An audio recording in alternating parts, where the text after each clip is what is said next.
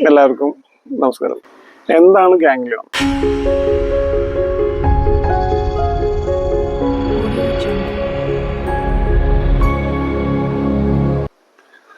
നമ്മള് നിത്യജീവിതത്തിന്റെ ഇടയിൽ പല ആളുകളുടെയും കൈകളിലും കാലുകളിലും ചെറിയ ചെറിയ മുഴകൾ നമ്മൾ ശ്രദ്ധിച്ചിട്ടുണ്ടാവും. അപ്പൊ എന്താണ് ഈ സംഭവം? അപ്പൊ ചിലവരുടെ കൈയുടെ ഇവിടെ ഉണ്ടാവാം, വിരലിമ്മ ഉണ്ടാവാം, അല്ലെങ്കിൽ കൈയുടെ ഈ ഭാഗത്തുണ്ടാവാം, കാലിലുണ്ടാവാം. Excessive strain to the joints, അല്ലെങ്കിൽ ഒരു ജോയിന്റിന് അല്ലെങ്കിൽ ടെൻഡനോ ആ ഭാഗത്ത് നമ്മൾ കൂടുതലായിട്ട് സ്ട്രെയിൻ ചെയ്യുമ്പോൾ ആ ഭാഗത്ത് കൂടുതലായിട്ട് സൈനോവിയൽ ഫ്ലൂയിഡ് ഉണ്ടാകുന്നു.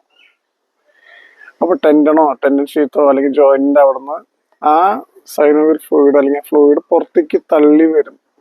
അതൊരു ജെല്ലി ഫ്ലൂയിഡ് നിറഞ്ഞ ഒരു സിസ്റ്റായിട്ട് പുറത്തേക്ക് തള്ളി വരും. അപ്പൊ അങ്ങനെ കാണുന്ന മുഴകളാണ് നമ്മൾ ഈ ഗാംഗ്ലിയോൺ എന്ന് പറയുന്നത്. അപ്പൊ കൂടുതലായിട്ട് കാണുന്നത് കൈയുടെ മുകൾ ഭാഗത്താണ്. കൈയുടെ ഈ ഭാഗത്തും കാണാറുണ്ട്. അപ്പൊ ഈ IT ഫീൽഡ് അല്ലെങ്കിൽ ബാങ്ക് ഉദ്യോഗസ്ഥര് അല്ലെങ്കിൽ കൈ കൊണ്ട് കൂടുതൽ വർക്ക് ചെയ്യുന്ന ആൾക്കാർക്കാണ് ഇത് കാണാം. ചിലരൊന്ന് പറയും കുറച്ച് നാൾ മുമ്പ് വരെ ഒരു മുഴ ഉണ്ടായിരുന്നു, ഇപ്പൊ അത് കാണാനില്ല എന്ന് പറയും. അപ്പൊ നമ്മുടെ ആക്ടിവിറ്റീസ്, നമ്മുടെ ആ സ്ട്രെയിൻ കുറഞ്ഞു കഴിഞ്ഞാൽ അത് തനിയെ കുറയുന്നതുമായിരിക്കും. ഇനി ഈ ഗാംഗ്ലിയോൺ മുഴകള് നമുക്ക് എന്തെങ്കിലും ബുദ്ധിമുട്ടുണ്ടാക്കാറുണ്ടോ?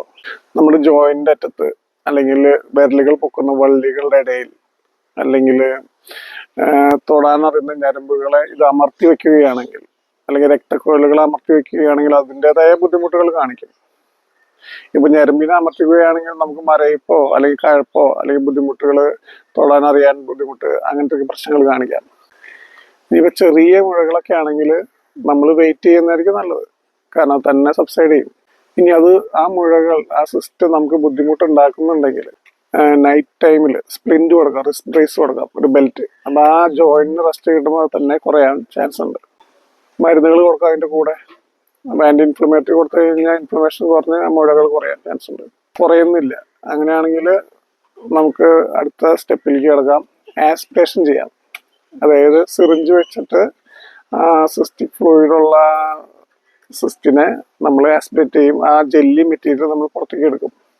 അപ്പൊ ആ മുഴകളുടെ വലിപ്പം കുറഞ്ഞ് കുറച്ച് നേരത്തേക്കും ആശ്വാസം കിട്ടും. ചിലർക്ക് ആ മുഴകൾ അപ്രത്യക്ഷമാവും, ചിലർക്ക് അത് വീണ്ടും വരാം. കാരണം നമ്മളുടെ ആക്ടിവിറ്റീസ് അനുസരിച്ചിരിക്കും.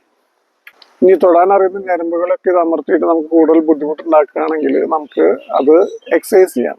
ഗാംഗ്ലിയോണക്ടമി, മേലൊരു മുറിവുണ്ടാക്കി ആ ഗാംഗ്ലിയോൺ സിസ്റ്റ് അതിന്റെ സ്റ്റോക്ക് അടക്കം നമ്മൾ റിമൂവ് ചെയ്യും. പലരും പറയാറുണ്ട് ഗാംഗ്ലിയോൺ സിസ്റ്റ് അമർത്തി തിരുമുകയാണെങ്കിൽ അത് കുറയാൻ ചാൻസ് ഉണ്ടെന്ന്. അതെങ്ങനെയാന്ന് പറഞ്ഞു കഴിഞ്ഞാൽ ചിലപ്പോൾ സിസ്റ്റ് റപ്ചർ ചെയ്യാനേ ചാൻസ് ഉള്ളൂ. റപ്ചർ ചെയ്തിട്ടുണ്ടെങ്കിൽ അത് സ്പ്രെഡ് ആവും, പിന്നെ വലിയ കുഴപ്പമുണ്ടാവില്ല. ഈ ഗാംഗ്ലിയോൺ സിസ്റ്റ് ഒരിക്കലും ക്യാൻസർ ആയിട്ട് മാറാൻ ചാൻസ് കുറവാണ്. ഒരു ക്യാൻസറിന്റെ ലക്ഷണങ്ങൾ എന്ത് കാണിക്കാന്ന് പറഞ്ഞു കഴിഞ്ഞാൽ പെട്ടെന്ന് വലിപ്പം വെക്കുക, അല്ലെങ്കിൽ പെട്ടെന്ന് വേദന വരാം, കൂടുതലായിട്ട് ബുദ്ധിമുട്ടുണ്ടാക്കുന്ന സാധനങ്ങൾ. ചെറിയ മുഴയായിരുന്നുണ്ടാവും, അത് ഒരു ഒരാഴ്ച കൊണ്ടോ ഒരു മാസം കൊണ്ടോ അത് പെട്ടെന്ന് തടിച്ചു വലുതാവുക, കൂടുതൽ പ്രശ്നങ്ങൾ ഉണ്ടാക്കുക.